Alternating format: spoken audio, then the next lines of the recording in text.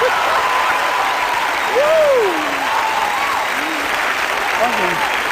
Woo!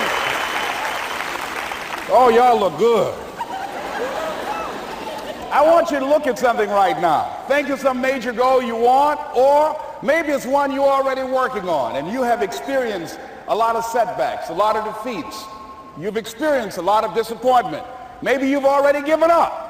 And maybe you just need a little fire, a little encouragement to get back in the game again. Here's what I want you to look at. There are winners, and there are losers, and there are people who have not discovered how to win. And all they need is some coaching. All they need is some help and assistance, just a little support. All they need is some insight or a different strategy, a plan of action to make some adjustments that will open up the key to a whole new future for them, that will give them access to the unlimited power that they have within themselves. That's all that they need. So what I want you to do is think about something you want for you, that's real for you, that's important for you, that will give your life some special meaning and power. And I don't even want you to say, I can do that. I don't want you to assume that. See, 5 years ago when I started out in this area, I would not have been able to make the mental leap that I would be up to where I am right now. I don't want you to begin to just psych yourself out. No. I want you to be able to say something to yourself that will enable you to maintain a level of integrity with yourself. That when you say this, even when you face tremendous setbacks, it will be a benchmark to keep you in the game, to keep you moving forward and experimenting and readjusting your strategy and your plan of action, continuously looking for ways to win. So what is that something? When you got an idea you want to move on, you might not have the money, you might not have the education, you might not have the support or the resources you need. What is that something that can keep us going, that will enable us to act on our dream? What's one of those keys that will begin to help us to discover the secrets to our dream? Here's what I want you to repeat after me, please, with power and conviction. Say, it's possible. It's possible. That's all I want you to do when you look at your dream. Just say to yourself every day, it's possible. Just say that every day to yourself, it's possible. Because what does that do? See, it begins to change your belief system. See, the way in which we operate, ladies and gentlemen, it's a manifestation of what we believe, what's possible for us. Whatever you've done up to this point, all that it really is a duplication, it's a reproduction of what you believe subconsciously that you deserve and what's possible for your life. Most people operate out of their personal history, out of their memory, things they have done, things they've experienced, things they've seen, things that they have observed. What I'm suggesting that you operate out of a larger vision of yourself. I want you to see yourself doing what you want to do, experiencing what you want to experience, having what you want to have, doing what it is that gives your life some meaning and value. Operate out of your imagination, not your memory. Because whenever you look at where you want to go, I'm wanting to warn you, you will have some conversation back here after you go through the data that you've experienced in life saying you can't do it. And so what you want to begin to do is ignore that inner conversation. Well, most people, ladies and gentlemen, when something happens to them, what they do is they begin to believe that that's the way it is. That's the way it's always been. And they can't see the possibility of it being any different. Example, before April 1954, the common belief, the universal belief, because it had been tried again and again and again and people had failed, the belief was that man was not physically capable of breaking the 4-minute barrier, that he could not run a mile in less than 4 minutes. That was the belief on the planet. It had never been done. But here's what happened, ladies and gentlemen. Roger Bannister came along, and he broke the 4-minute barrier. Now here's what's significant about that. Since that time, up to this day, over 20,000 people have done it, including high school kids. What changed? 20,000 people. What changed? Here's what happened when they got on the track. They knew it had been done. And because they knew it had been done, there was a new belief about this barrier, about this goal that was unreachable. And those 20,000 people got in the race believing, knowing in their heart that someone had done it, that it's possible, that they could do it. And I'm saying that if you know anybody that had some goal, some dream, something they wanted to do, and they did it, then I'm saying that you know in your heart that if someone has done it, then you can do it. It's possible. And that if someone can make their dream become a reality, that it's possible that you can make your dream become reality. And so as you begin to look at where you want to go, beginning to embrace that, it's possible. I'm blessed and highly favored. I've got a lot going for me. I got some good stuff in me. And it's possible that I can bring my greatness out here in the universe. That I can do what I want to do. It's possible I can write my own book. I can have my own business. I can take the trip and travel around the world. It's possible. I can bounce back from adversity and reinvent my life. It's possible. Regardless of where I am, the things can get better for me. It's possible. I'm thinking about two men right here in Chicago who were fairly successful, similar background, educated. They worked for a corporation for many years, and they were among many people that were laid off. Two guys who were very good friends. One went out looking for a job for several weeks along with the other one, and they faced disappointment and rejection again and again and again. They couldn't find any work, which is the story of many people across this country. One guy stopped. He became discouraged. He stopped going. He stayed home looking at television, became very argumentative and toxic with his wife, drinking beer, getting on the phone, talking to his other negative, unemployed friends. And he just gave up. The other guy kept looking for a job everywhere he could go. Every time he could get an opportunity, kept asking people, networking, checking the newspapers every day. Kept going everywhere he could, trying to find a job. You have too much education. You're overqualified. You won't be here long enough. He kept going. He kept going. He went to a place and said, look here, I tell you what, if you can't hire me, and I know you can use my talents, abilities, and skills, I don't want to sit home and do nothing. Just let me do some volunteer work. You don't have to give me anything, all right? I just want to work. I want to be busy. Guy said, okay, it's on you now, but don't expect me to give you anything. It's okay. This guy came in and worked. He was the first one there. The last one to leave was the best employee there. About 4 weeks later, one of the top managers quit. They were looking for a replacement. Guess who they selected? This other guy. This guy who was volunteering his time. He got the job. What was the difference between the two men? Eyesight and mindsight. Eyesight is judging on what you see.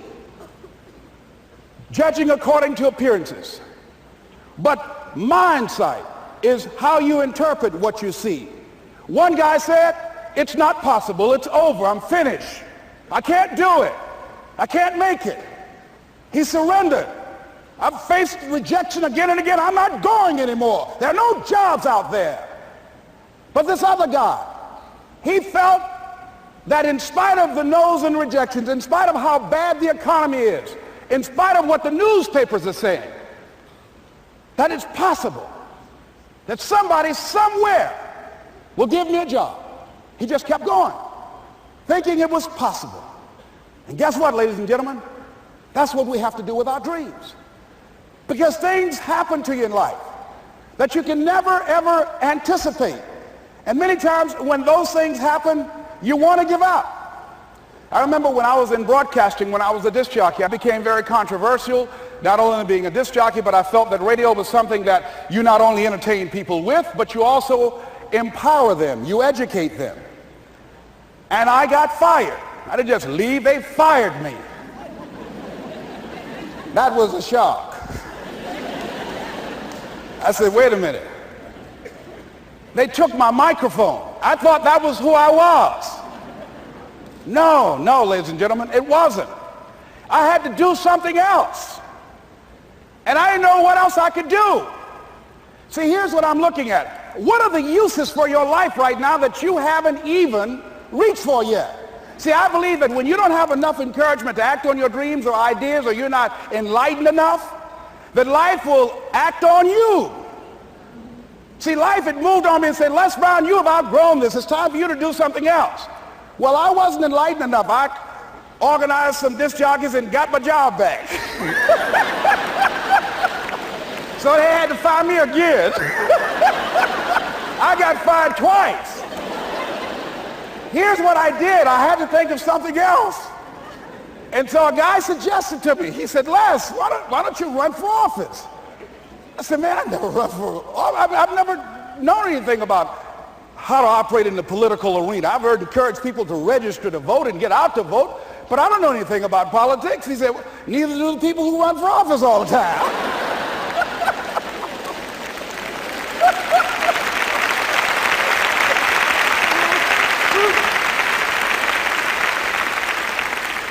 So I ran. Now here's what I'm suggesting. I ran. You got to do what you can where you are with what you have. I didn't have any money. I didn't know anything about the political process. I didn't even have any support. But here's what the guy told me. It's possible you could win. That's all I had. I was running against an endorsed candidate. He was an incumbent. He had the newspaper support, all of the leadership in the community, and I was challenging this guy. So I had a saying when I was on radio, stand up for what you believe in because you can fall for anything. And I would go door to door. I have my kids on one side of the street. I would be on the other, and I'd knock on doors. Hello, my name is Les Brown. Tell everybody I'm still standing.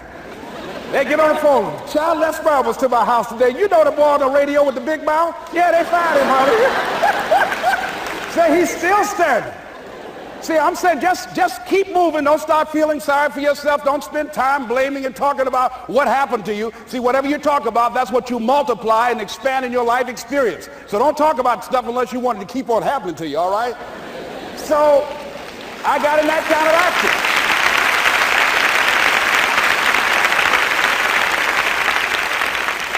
action. As I continue to do that, had my children with me, were going door to door, didn't have enough money.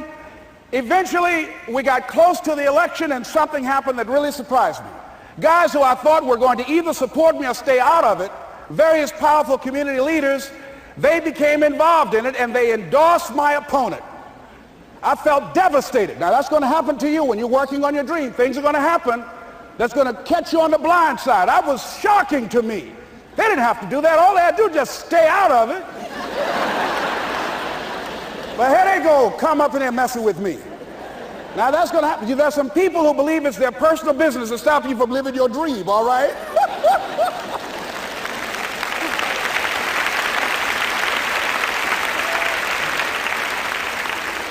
But I didn't deal with that. You want to make your dream come true, you got to stay focused. Some people rather get even than get ahead. Stay focused on where you want to go. I just kept on doing what I was supposed to do. And so I was driving to the radio station. My opponent had over $20,000. I had less than $800. As I was in the radio station, the guy said, "You're going to make a commercial?" I said, "Yes." He said, "It better be a good one because that money can't go pretty far here." And I sat there in the middle control room and I was thinking. And here's what happens when you get still. Stuff will start coming. Something said, "Call your mama." You used to talk about your mother on the air all the time. Ask her to say a few words for you. That'll be a different kind of political spot. So I called my mama. And I had a gospel record playing in the background.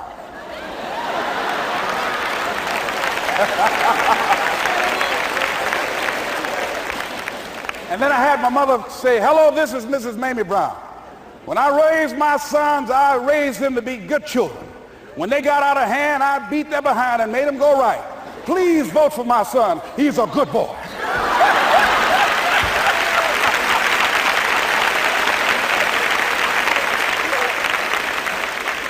Usually in the state representative race, maybe 3,000 or 4,000 people will come out to vote in a primary.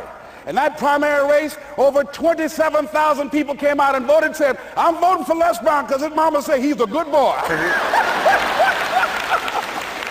I won, ladies and gentlemen. I won.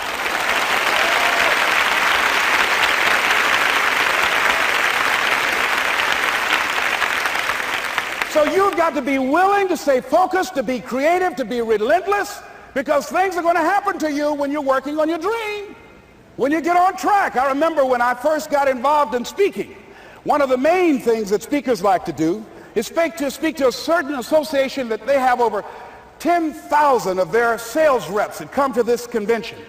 And I was relentless. I kept saying, it's possible. It's possible. See, what I want to let you know and set you up for, because you say it's possible, don't mean that you're not going to have any problems. That Murphy's Law ain't going to come and slap you side the head. Oh, Murphy going to come visit you. He's waiting for some of y'all out in the parking lot. Oh, you say it's possible. Okay, it's possible. You better get up.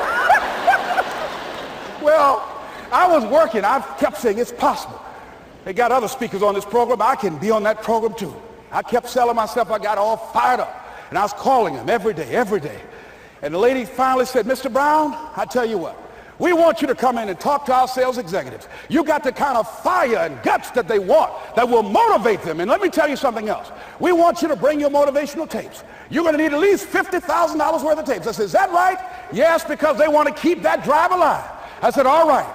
I called the guy to duplicate my tapes. I said, Don, how you doing? This is Les. Let me tell you, I got a major speaking engagement. I said, man, it's a speaker's dream. I need over $50,000 worth of product. He said, Les, you don't have that kind of credit. I said, I know, but Don, I can sell that. Just right after speaking engagement, I'll give you your money in 4 days. He said, are you sure, Les? I said, yes, man, I got a major speaking engagement, and they told me to do it. He said, man, that's a big order. Let me talk with the lady with you. I said, hold on just a minute, man. Call the lady back. Hello, Evelyn, how you doing? This is Les Brown. I got Don on the phone. What did you say? Do I have the speaking engagement? Yes, you do. And what else you suggest? Les, our people, they buy a lot of tapes. Your tapes are very popular among them. I'm saying bring at least $50,000 worth of tapes, Les. You'll sell everything you got and more. I said, did you hear that, Don? He said, yes. I said, now, if anybody else has to make a decision, are you the final person? She said, I'm the final person. I will send you the contract. I want you. I said, did you hear that, Don? He said, yes. I said, oh, ye of little faith. I said, duplicate the tapes, man. Hung the phone up. Well, he duplicated the tapes. 1 week came by. I'm checking the mail every day. No contract. I said, come on, Murphy, don't start nothing, man. Come on. Come on, man, give me a break. Come on, you know, this ain't fair. Come on, man. Give your boy a break. Come on. I talked to myself, you know. I didn't want to call him right now. 2 weeks passed by. Murphy said, don't you think you ought to call him? I said, okay. I called. I said, hello, this is Les Brown calling. How you doing, Les? I said, fine. I said, Evelyn hasn't sent my contract out yet. Any additional information you need? So, Les, you haven't heard? I said, no. I said, Evelyn died. I said, she died? I said, did she say anything about me?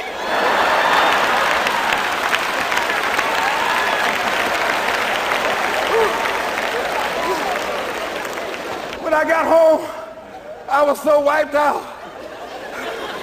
And Murphy was in the house waiting on me. Murphy said, is it possible you want to listen to some of your tapes?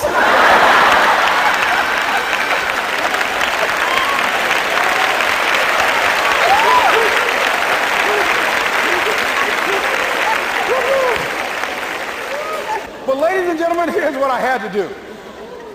I had to begin to focus on what was the solution. That this was not the only place that I'll be able to sell those products. And as I began to challenge myself and got some help and support and some other input, I eventually did. It took longer, but it was challenging. But I did it. Repeat after me, please. No matter how bad it is, or how bad it gets, I'm going to make it. I'm going to make it. Shake somebody's hand on your right and left and say, you got that right.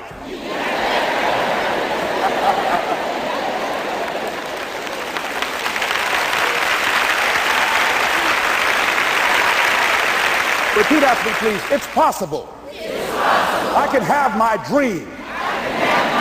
I can get what I want. I must be creative and never give up.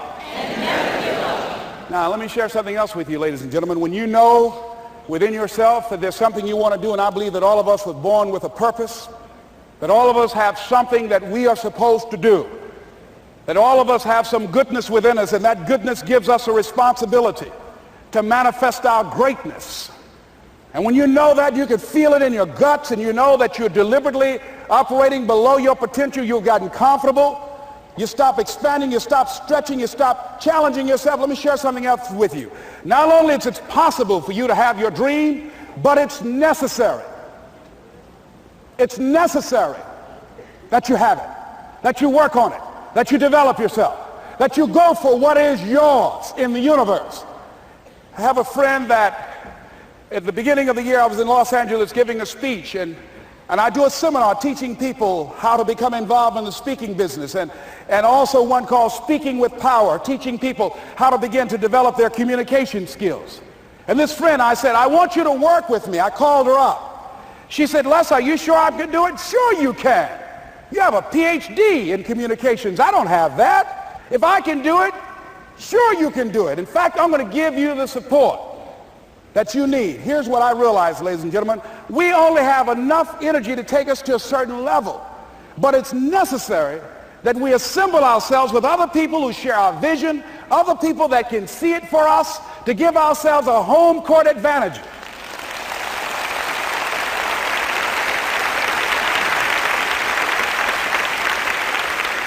So it's necessary that you seek out other people who think like you, who are growing, who have decided that they are not satisfied with where they are. See, I don't believe that necessity is the mother of invention. No, necessity, in my opinion, is not the mother of invention.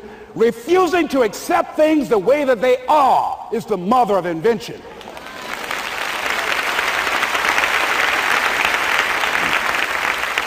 When you decide, I'm not going to settle for this, this is not going to be it for my life, I deserve more than this. See, that will start making you do some stuff. See, a lot of people go to work every day miserable, and all they do is just talk about how miserable they are. But they don't do anything about it. So I was telling her that I knew she hated her job with a passion. I said, you can do this. You got more going for you than I have going for me. And we've been going through this for years, ladies and gentlemen. She'd been to my seminar speaking for a living. She brought her husband, and that was one of the major problems that I realized that happened in her life. He couldn't see it for her. So you got to make sure that you have people in your life that can see it for you, that will encourage you. Non-affirming relationships can hurt you.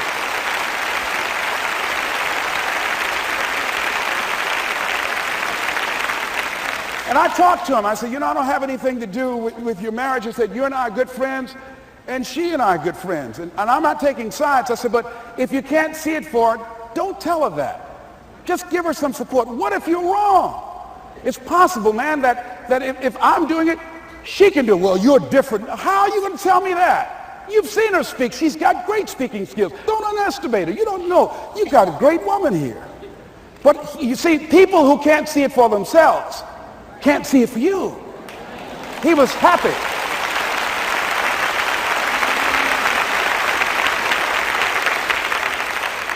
So I said, will you do it with me? I said, I'm going to give you the support you need. You can't do it by yourself. I will stand with you. She said, you will? I said, yes. I'm going to make you part of my seminar. You'll do a part of it, and I'll do a part of it. Speaking with Power. She said, okay. 3 days later, ladies and gentlemen, I got an emergency call at my office. It was from her husband. He called and said, tell Les Brown that Marion is dead. I said, oh no. when I was flying there to go to the funeral. And I remember the last time that I saw her, and I had some of her papers that I had gotten inadvertently confused with mine, and I took them home. And I was searching through these papers to do one of her works. She was a prolific writer. And what got me, what was so sad that made me begin to cry, was that there were poems that she had started that were profound poems, great thoughts that she didn't complete. Plays that she had started that she didn't complete. See, that poem was given to her. I can't finish that for her, nor can you. That play, whatever the outcome that she had envisioned, that she had imagined, was given to her. Only her. And she's the channel that was going to come through. You are here, and you are the vessel, you are the outlet for the universe. That you've been selected. There's something for you to do. I believe all of us have some purpose for being here. And as I was going to the funeral, and I was reading a newspaper that said that millions of people are dying because of what they're eating, talking about their diet. And I'm sure that it was Marion talking to me, whispering, saying, Les, the next time you speak, say that even more are dying because of what's eating them.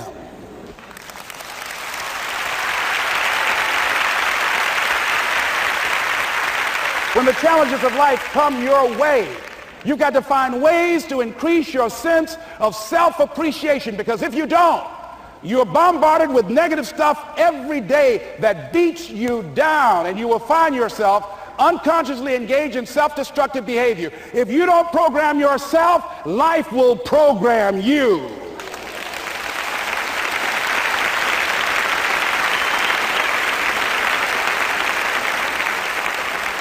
So you want to have an agenda for your life. It's necessary that you have some direction for your life. A friend at the National Speakers Convention gave us a presentation, and it really struck me. He was talking about when he was traveling across Europe, Warren Gresham, and he said at different points, soldiers would wake them up on their journey and ask him the question.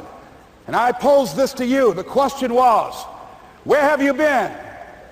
Why are you here? And where are you going? And that's what I ask you. Where have you been? Where have you been up to this point? You look at your life. You look at what you produce. Is it giving you what you want? Are you living on purpose? Are you living your dream? Are you acting on your ideas? Are you doing all you can do? Have you gotten comfortable? Are you procrastinating? Are you evading your own greatness?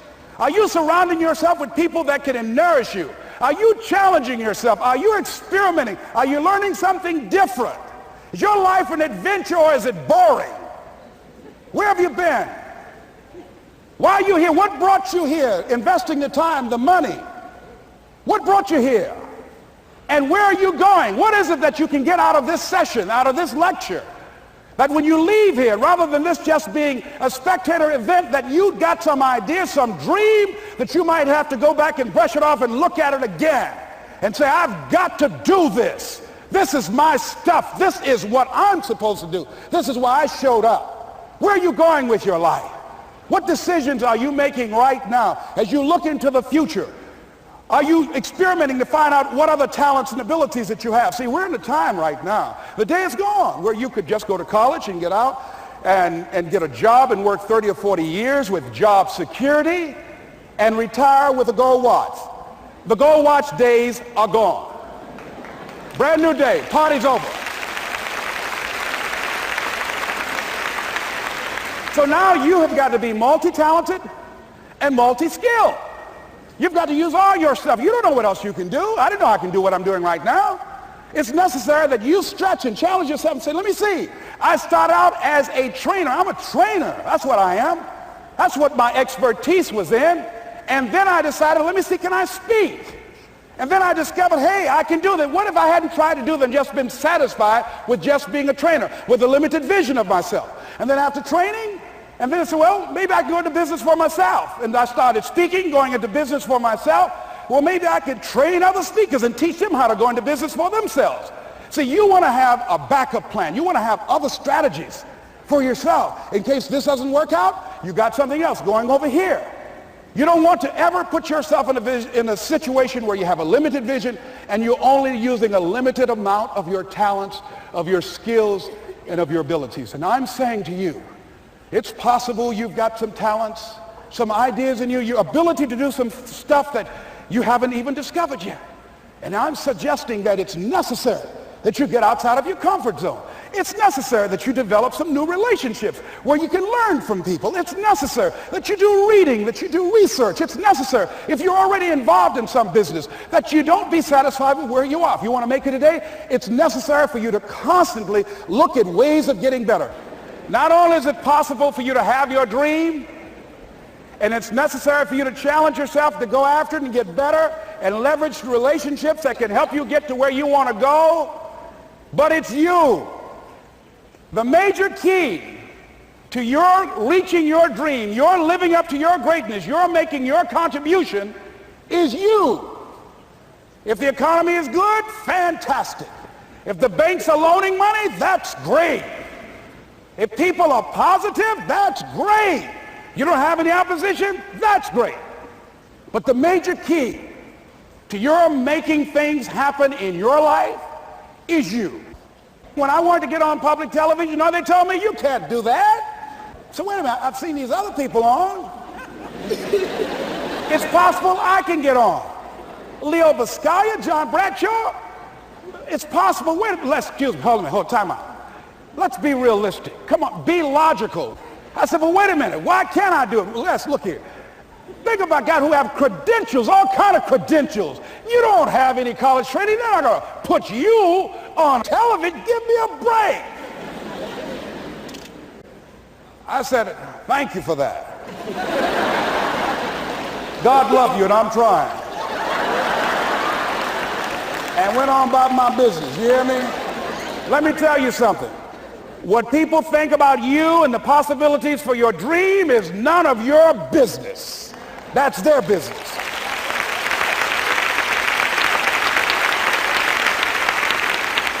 They have no imagination, ladies and gentlemen.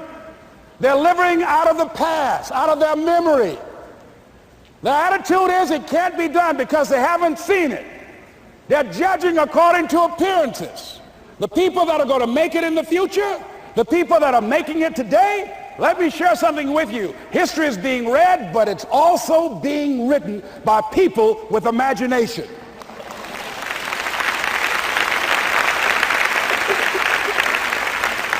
So I went to the next mode, necessary to start talking to people and seeking and asking for what I wanted and leveraging relationships and trying to find out how do the people do it that went ahead of me? How do they do it? And then what is it I need to do? How is it I need to train myself, to develop myself? What's the resources that will be required in order to make it happen? And as I start seeking out and asking questions, I started running into people who said, I know someone who can help you do that. And they helped me get connected with those people. Remember, we have so much energy that can take us so far. It's necessary that you hook up with some other energy that can take you to the next level. I hooked up with them. They said, let's go. I said, away we go.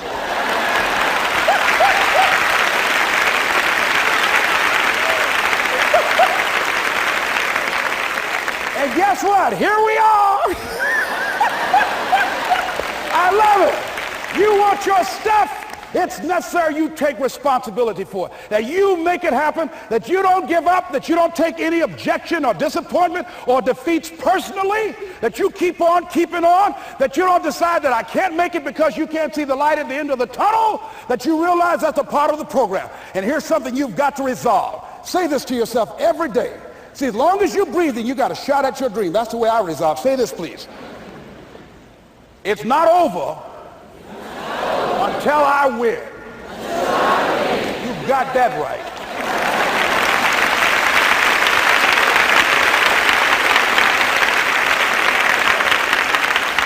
It's not over till I win.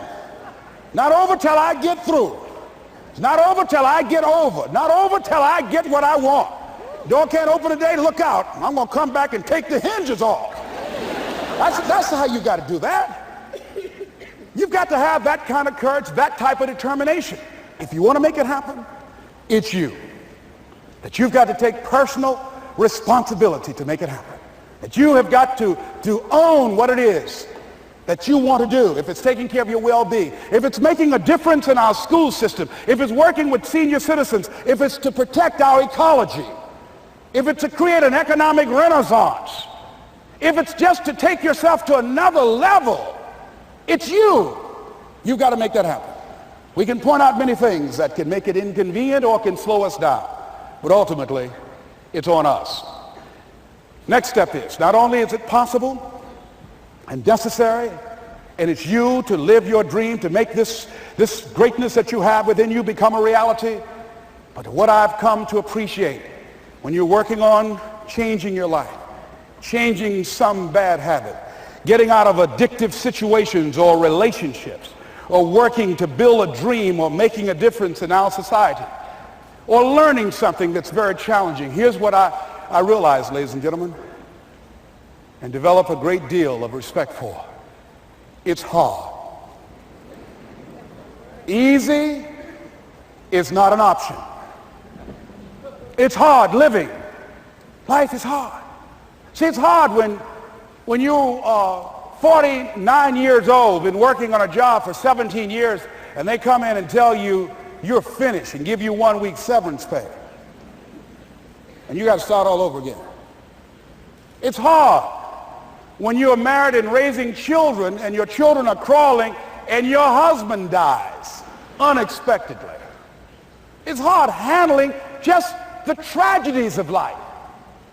It's hard when you're working on something and you put everything you have in it and it doesn't work out. You lose your money and other people's money. It's hard. It was rough when I lost my job. And I could not find a job. It was humiliating and embarrassing, borrowing money. And then I couldn't pay the money back when I told them I would. That's rough. How people look at you, how they respond to you. It's very hard. It's humiliating. Here's what I discovered that happens to you in life, that you will go through things, and while you're going through them, you can't understand why it's happening to you. But after you go through it, and you get back and you look at it and you say, oh, now I understand why I needed that lesson. Have you ever happened to you? Raise your hand. Has it ever happened to you that I couldn't understand it then, but after I got through it, then I saw that that was preparing me for bigger and better things.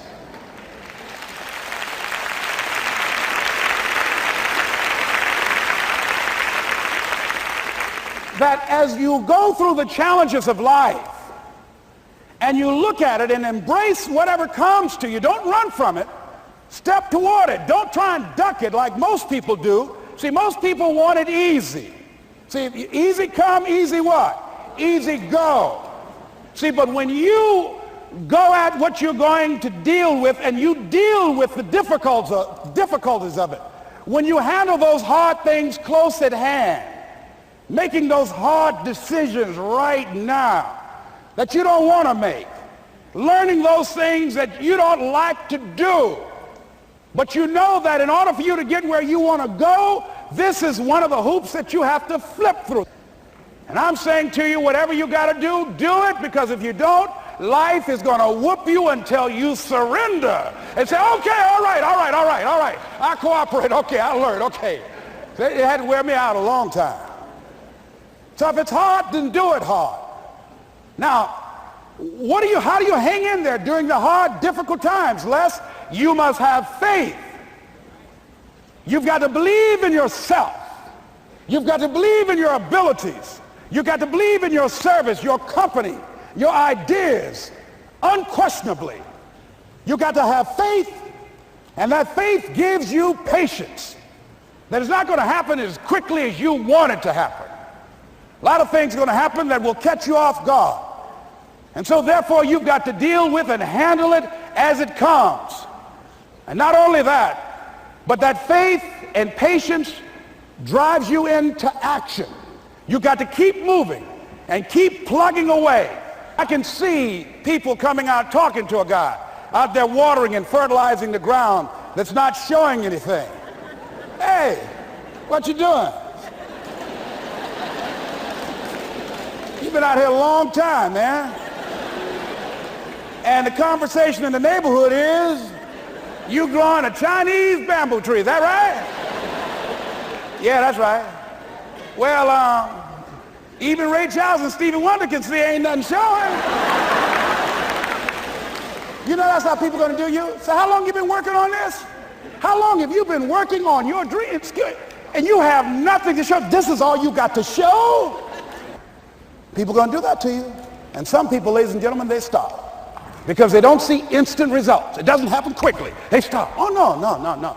You got to keep on watering your dream. And when it began to happen, they stopped laughing. They said, look. Whoa, look here. Look how. Hey, man, you know, I know you could do it. Look here, you got a job here?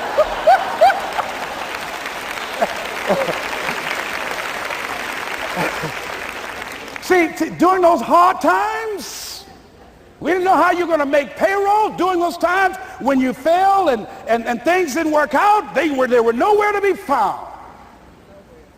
But you know what I discovered? When you're working at your dream, somebody said the harder the battle, the sweeter the victory. Oh, it's sweet to you. It's good to you. Why? See, when it's hard and there's a struggle, see, what you become in the process is more important than the dream. That's far more important. The kind of person you become, the character that you build, the courage that you develop, the faith that you're manifesting. Oh, it's something that you get up in the morning, you look yourself in the mirror, you're a different kind of person. You walk with a different kind of spirit. And people know that you know what life is, that you have embraced life. You knew it was hard, but you did it hard.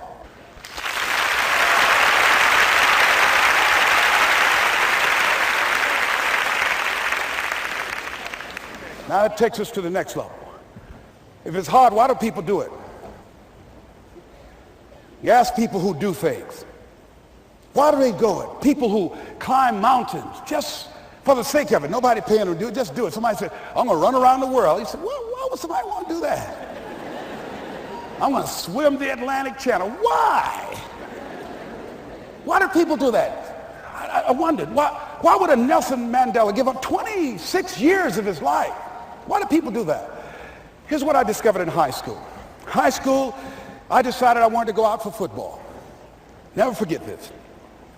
And I discovered why people do things. You know why, ladies and gentlemen? Even though it's hard, it's worth it. It's worth it. See, one day we had Coach Alkin Hepburn had this plaque down there and this wood on the floor, on the ground. He said, Brown, come over here. Had my suit on. I said, yes, sir. He said, I'm going to have old Larry Littles down there, old big Larry. Yes, sir. Big, fat, sorry Larry. Yes, sir. Brown, I want you to get down bull neck. Yes, sir. He said, I want you running Larry. I want you to put your helmet right in his pit, right up and hit his chest and knock him off that board. You hear me, Brown? You can do that. Yes, sir. Can you do that? Yes, sir. I say, hubba, hubba. I say, hubba, hubba. He said, Brown, I want you to knock him off. You're going to make the team. I know you can get him, all right? Look at him, how sorry he is. Knees knocking and everything. I said, yes, sir. Then he went down to Larry. Larry Littles, who played 12 years for the Miami Dolphins, all pro for 12 years. This is a bad, big dude. 250 pounds, strength, agile, and all muscle. He said, Larry, he said, man, you know Brown down there. He's down there talking about your mama and everything. He talked about how fat and sorry you are and how he's going to knock you off this board. Larry now spitting fire and growling and foaming at the mouth. And I'm looking at Larry saying, oh, hubba, hubba. He said, look at that fool down there growling. He told me he's going to scare you that you're going to leave. Are you going to leave? No, coach, I ain't going to leave. Go down there and knock him out the park. Boy, coach got back. He winked at me. Go get him, Brown. I went hard. I ran into Larry with my helmet. Larry said, boom. I don't know where I landed. When they woke me up, I said, can y'all take this helmet off me for a minute? I said, y'all got any more positions out here? They say, like where? I said, don't y'all need an announcer? They said, Brown, where you going? I was crying. They said, man, some girls over there. I said, I don't care, man. I'm hurt. So that fool almost killed me, man. He said, bro, you quit, man? I said, yeah. I said, what? I said, it ain't worth it, man. No, it ain't worth it. Y'all go ahead. Y'all crazy. I'll be your announcer, man. I was calling the game. I was up there in the booth. Call good games, too, because the pain wasn't worth it to me. And I'm saying to you, you know why people do what they do? The people who go after their stuff, what makes it worth it? It's got to be your passion. You got to love it, ladies and gentlemen. You got to love it. It's got to be what you are supposed to do. You want to sing, and even though they want to invite you to Carnegie Hall, you're going to sing to anybody that listen to you, including singing to yourself. I used to talk to my plants when nobody else would listen to me. You got to write, even if no one published your book, write, because that was given to you to do. You do what it is you're supposed to. You're supposed to build something. You're supposed to create something. I don't know how to do it. Learn. Do whatever is required. Just go out there. It's possible you can get what you want. It's necessary. If you want it, you got to go into action. You got to be willing to experiment. You got to be willing to fail and to succeed. You got to be willing to form and to develop new relationships. It's you. It's on you. You got to make that happen. Nobody's going to bring it to you on a silver platter and say, here's your dream manifested. No, it's hard. Yes, it's hard. It's difficult. Yes, right. And it's worth it.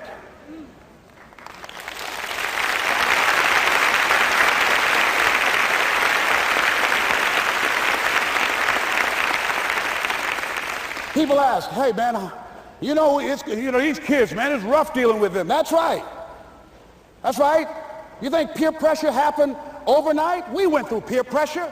I remember as a kid, some guys said, hey, Les, me and another fellow named Willie Lower, we were going home. Hey, man, we're going down to Gould's, man, and knock off a grocery store. I said, look here, I don't want no part of that. I'll see y'all later.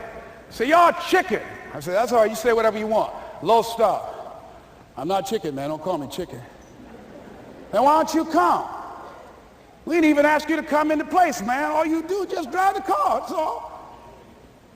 I don't know how to drive that good. Well, we're trying to get Les to come. He's chicken.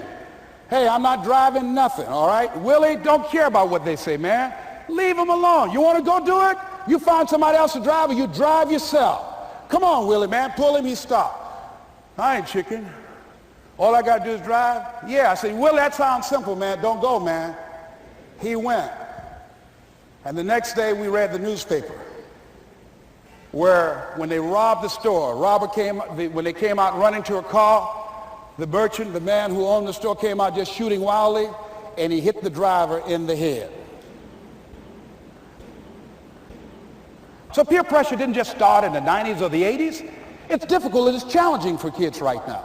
And it's going to take some easy, simple methods to help bring them out of this madness, this insanity? No. Is it hard? Yes. Let's look at what we've been doing.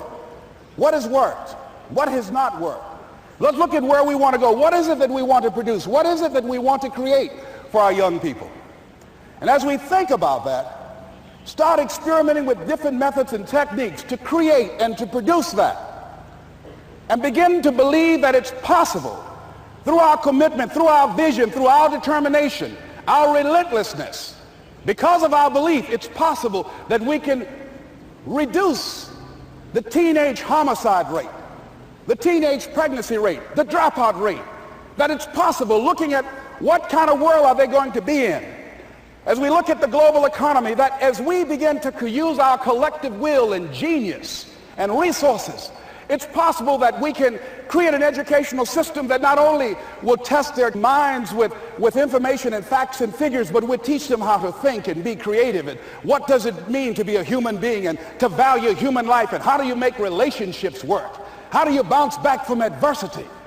It's possible that we can give them a curriculum that will give their lives a sense of purpose and direction and meaning, and teach them how to begin to know and operate on a higher level of being, where they become assets to our society rather than liabilities. What if we leave here with that kind of consciousness that it's possible, as opposed to saying we have to write this generation off, that it's possible that we were born for such a time as this and that, that maybe someone here has the idea or the method or some plan of action or an approach that can resolve many of the problems that we're facing with young people today. Whatever we have to do to save our children, it's worth it.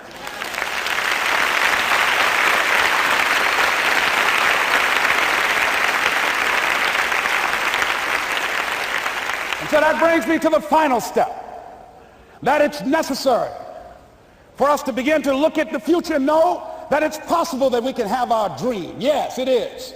Other people have done it, then we can do it. We fail a lot of times. Well, a lot of other folks fail, and eventually they came back and they succeeded. So it's possible we can have what we want. And we know that we want to get it. It's necessary that we align ourselves with people that think like we do. It's necessary we get negative, do-nothing people out of our lives. It's necessary we never stop learning and growing and developing ourselves. It's necessary that we never give up. We know that it's you, it's me. It's being responsible for our stuff and deciding that we're going to keep on keeping on, that we're going to find a way to win or find a way to make it happen. And we know it's hard. It's not going to be a picnic. Yes, it's hard, and we will do it hard. And once we do it hard and we go through it, we realize it was worth it. And once you discover it was worth it, it is done. It's done.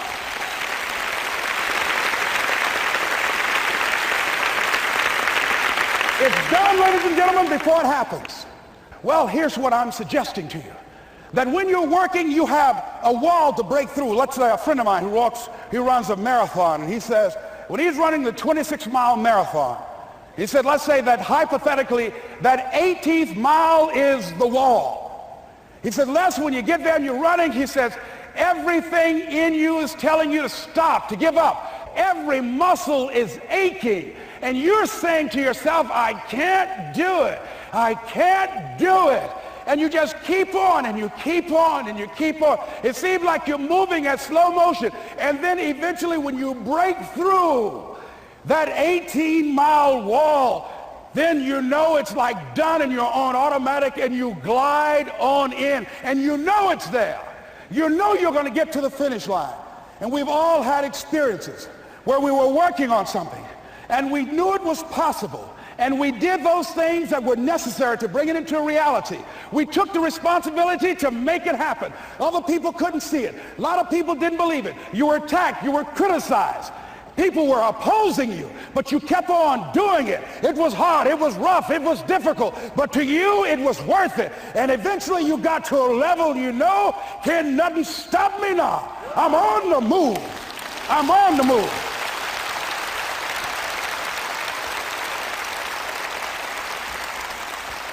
Finally, I'm thinking about a friend of mine who is no longer operating on this dimension. His name is Jack Boland. He had this vision of a church that would serve various types of needs for people, their supportive needs and helping them in recovery from drugs and alcohol and whatever addictions that they might be involved in. And he was known for bringing in different kinds of speakers. And over a year ago, he was diagnosed as having cancer, and he announced to his congregation that he's going to be taking chemotherapy, and that it was a possibility that the cancer would go in remission, and he was optimistic about that. And sure enough, it did for a year. And one of the things Jack always talked about is that he wanted to have his funeral while he lived. And so he invited a few friends, Wayne Dyer and myself and a few other speakers. He didn't tell us why we were there, but once we gathered there, the church, they told us in the room that Jack is going to announce to the congregation, he's bringing his doctor up. The doctor is going to say that we felt we could keep it in remission. It's out of remission, and he doesn't have much time left. And whatever words you want to say to Jack that you would say if he had made his transition, speak those words now.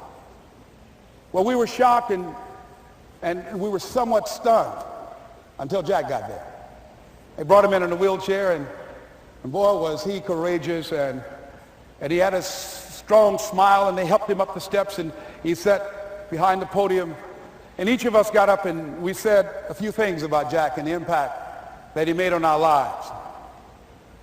And he said, the doctor, after announcing that Jack didn't have long, he says, doctor, he said, I accept what you say, but it's possible that does not have to be the case. But if it is, I will enjoy life to the very last breath I take, even the chemotherapy. I will enjoy that. And Jack did, ladies and gentlemen. And when they said that all of his vital organs were failing, they called his family and his close church staff to the hospital and said, he's dying. And so they came and they all gathered in the room. And Jack at that time was unconscious. And he gained consciousness. And he looked at them and he said, with what strength he had, he said, I want to thank you all for being here. You've been a great staff to me. He looked at his sons, his daughter. He said, you've been a great family. He said, don't feel sorry for me. He said, I'm ready to go. I'm looking forward to the next adventure. And he sat there for a little while, laid there, and he closed his eyes, and he lost consciousness. About an hour and a half later, he opened his eyes, and he looked at them. He said, this is embarrassing. I'm not dead yet. They were laughing through their tears. They said, Jack, you are a character. He said, hey, I hate giving up this kind of control. So they predicted that Jack would die at the end of February. And then on the 2nd, they said, he won't see the light of day. He will be dead by morning. Ladies and gentlemen, Jack died on March 4th. And we believe that even in his dying, Jack sent his congregation a message that I want to give to you with his permission. March 4th is the day he died, and we believe Jack was saying, March 4th.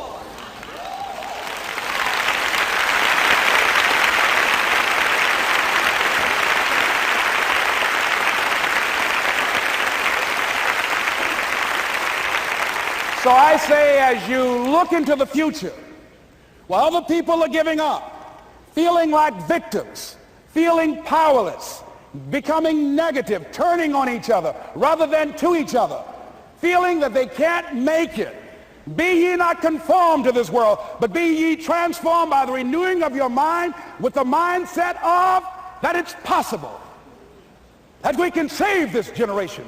It's possible that we can create new industries, a new economy. It's possible that I can find a new profession, a new job. It's possible I can create a new life. And it's necessary that I become actively involved in becoming a positive force in my life and on the planet. And it's me, yes, it's you, it's all of us, pulling together, working together to create this brand new future. And it's going to be hard. Easy is not an option. But if it's hard, we will do it hard. Whatever is required to snatch victory from the jaws of defeat. And it's worth it, yes. It's worth whatever we have to do. And once we know that, it is done. It is done. It is done. It is done.